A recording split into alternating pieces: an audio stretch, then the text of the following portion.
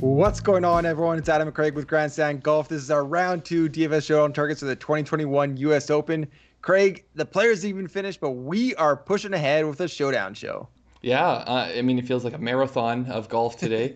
Yeah, It started out with Marine Layer covering for up the for a while. course.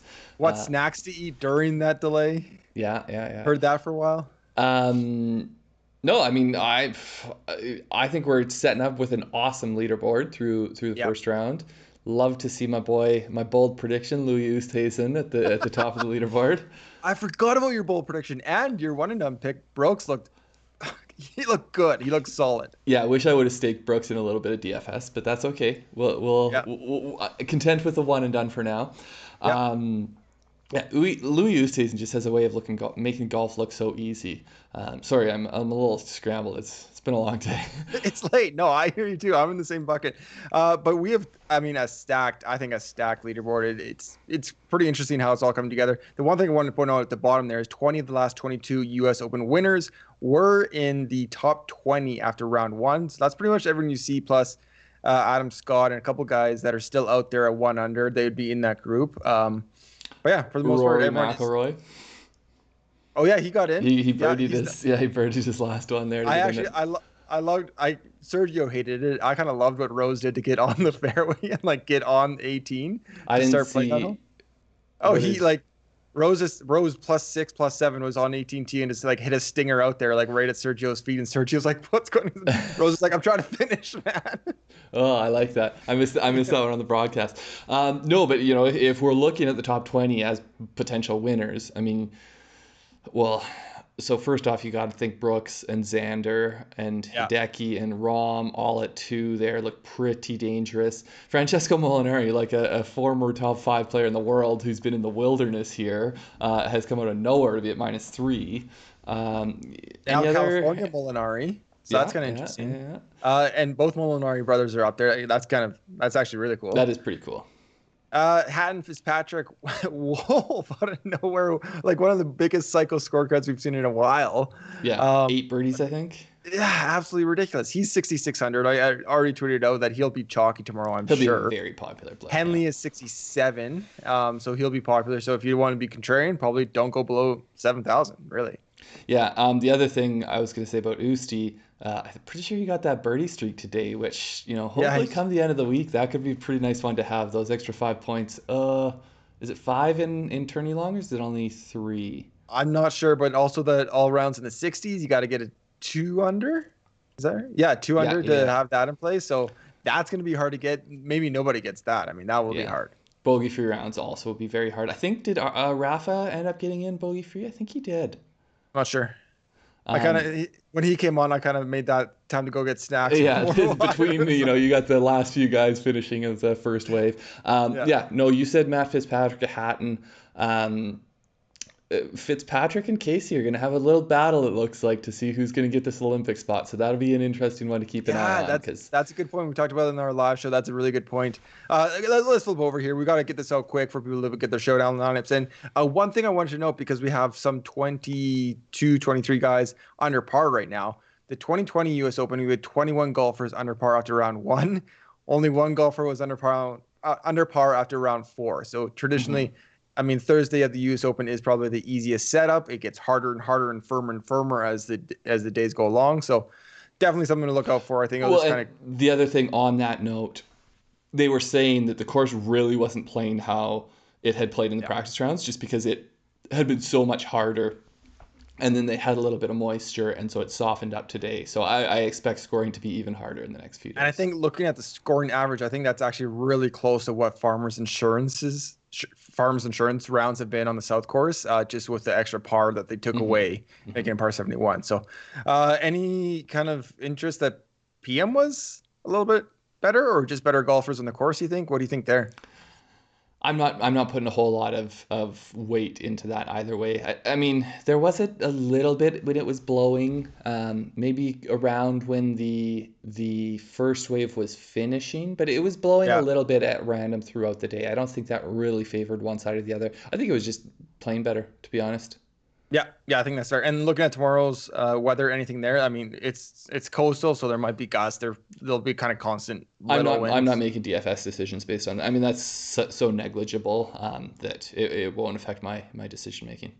Okay, what about this? What about golfers that didn't finish the round? Is that kind of a slight down mark for you? No, They have to go back out early, and you're not worried about no. that? I mean, I think people just have their own preferences. Like, who was it? I saw someone made a first putt. I think it might have been. I don't remember who it was. But made a Zach first. Johnson, maybe? Yeah, he did. He made his first putt, but some of that is just because, a shorter putt that I think he had coming up is going to bounce more. Like Yeah, late day yeah, POA is going to bounce more. I saw Cantlay, he marked and didn't even try. He's got a long first putt to start, but he right. has a whole hole anyway. So I think at that point it's easier to know you're going to go back out regardless. So, if Yeah. you're on your last hole, I think it's easier to just putt out and be like, yeah, then I don't have to deal with this. You, But I don't. You might get 90 more minutes, 60 more minutes of sleep in time. I don't know. These guys are well, professionals. They know how to handle it. yeah, for sure. They know how to handle it. It also, I mean, what is the chance? Yeah. Anyways, I don't think we need to overread it. Let's get into this because we got to get this thing out. Yeah, we need to get this thing out. It's got like a 20-minute shelf life, so let's get this out. My Uh, first pick. your first pick. I'm going Tony Finau. I'm not going to give up after one round. 8,900 on DraftKings. I think it's too cheap. I think what we saw today was kind of an anomaly. So he went 74 plus three, one birdie, four bogeys. I actually kind of like the four bogeys. It's not too much. It's not that crazy. I think, the bogey prevention is what we're going to need as the rounds go on. But basically, I got a couple guys in this bucket. But if you look at his off the tee stats, he's 118th in strokes gained off the tee. These are USGA numbers we got directly from the website. And he only hit 21% of fairways, 147th in the field. You're not going to score any birdies when you're not hitting those fairways. So he can tighten that up. I know he can. He's not the most accurate driver, but 21% is so bad. I do expect him to clean that up a little bit. Even with that, his approach was kind of neutral around the green. He gained a little bit to kind of make it up, but short game overall, just a little bit positive. I mean, to get in at +3, hit that birdie on the last hole. I'm glad he's there because I feel like he's now, compared to +4, even, it's a big step up to make the cut and make the weekend and make moves. But basically, why I like him, it's going back to the Torrey South thing. So if you look at his career here in 21 rounds prior to today, he had gained strokes in 19 of them. So this round is not normal for him here. He likes the course. He plays the course well. We see guys. This is one of the most kind of horses for courses that does kind of correlate year in, year out here. So I expect him to come back and have a much better round tomorrow and reduced ownership too. Yeah, I mean, the other thing to think about is that, I mean, essentially he lost less than a half stroke to the field average. It's +3 looks a lot worse than it is because you're used to scoring average being 1 under par. So you're like, man, Totally. what a bad round that was. He didn't quite make putts. He didn't hit fair. Like it's so easy to be just below average in a field. And Yeah. so, no, I don't know. I mean, the one thing that's holding me back is that there's a ton of value, it looks like. So that's the one thing. And then I also have a lot of exposure to Finau. So I'm going to have a lot of stake in him making the cut. So I Yeah. don't know how much I want to sweat the Finau. Yeah, Finau's that's putter fair. and whatnot tomorrow. My first one here, I'm keeping it pretty safe. Patrick Cantlay, 8,500. That's just a really good deal. He's -1 through 16 holes, single birdie, clean scorecard. Um, Yeah. Bogey free round. Bogey free Could get round, it. yeah. I don't think you'll get credit for that for Showdown tomorrow, even though he'll finish, maybe finish his bogey free round. But the short game's been good. The off the tee is good. It's just been the approach play that really was poor today. But if you look at further back, I mean, Patrick Cantlay's coming off a win, but the ball striking form is crazy, even if you go further back. So you look back, his last 8 rounds. So that's the Memorial and the PGA. He's gaining almost 3 strokes per round just with his ball striking. And Yeah. then, you know what? I looked at his off the tee stats because I love to pull like, oh, he's gained in 10 straight rounds off the tee. He only has 3 negative off the tee rounds in 30 rounds. So those are the entirety of 2021, like not the season that Okay. goes Yeah. back to September, but like since the Tournament of Championships, he has 3 rounds where he's been negative off the tee. His worst one is minus zero point 0.2. His second worst one is minus 0.05. So he's essentially lost like less than a third of a That's stroke incredible. in all of his negative rounds in 2021. So he's super consistent off the tee. The approach, I think that the form has shown better than that. Obviously, his putting around the green numbers were really good and have been really good through his 16 holes in round one. Yeah. But I still just, to me, that's not what I lean on. I lean on the ball striking form, and then Patrick Cantlay at 8,500 just seems like value. Yeah, it does make a lot of sense, and it might be a FOMO play for me where I didn't have any of them tournament long. The one thing that I don't love is that approach stat, but if he's been hitting the ball that well, clearly he has over his last couple tournaments. Yeah, I think I might get there. And ownership would be the other thing. I think that he'll attract some eyeballs. Yeah, yeah, for sure. Although maybe the guy Again, that you're going to talk about will potentially keep some ownership away from him. yeah, if you think 8,500 for Cantley's a deal, 8,700. Rory McIlroy is my second pick here. 8,700. DraftKings, what are you doing? That is a full-on disrespect stamp. You can't price Rory McIlroy at 8,700. It just makes no sense. So he went 71 under, got that birdie as the sun was going down on 18. So he has 4 birdies, 3 bogeys. He's under par right now in that group to make a push for the lead for sure. Positive across the board. Around the green's been really nice. He had that one early in his round where he got it in off the tee. Obviously, he dominates typically. 1.31 off the tee, 14th there. But overall, really clean. It's one of the superstars in our sport. Why he is close to the average price makes no sense to me. I'm gonna plug him in. I'll get weird elsewhere. Looking at his Torrey history again, I think it is a good course for horses. 9 career rounds here at Torrey South. He's positive in 7 of them. This would have made 8 of 10, but positive 3, over 3 strokes gained total in 5 of 9. So over half the time. And that would be another one again today. So this would be now 6 of 10, like 60% of the time. He's getting over 3 strokes on the field. Absolutely absurd. Mm-hmm. I think he has like his driver's such a weapon here. And if he's playing well in the rest of the parts of his game, I think is a slam dunk. Yeah, for sure. I mean, so just real quick, when you say average, you mean average of what you can put in your lineups, not average for what the field is, because the average price of the field would be much, much lower, obviously. But average for what you can put in with the salary cap that you get, which means that you can go balanced with Rory McIlroy, which is silly. But yeah, it's late. But no, I mean, it's a steal of the deal. Only thing I worry about is ownership. Yeah.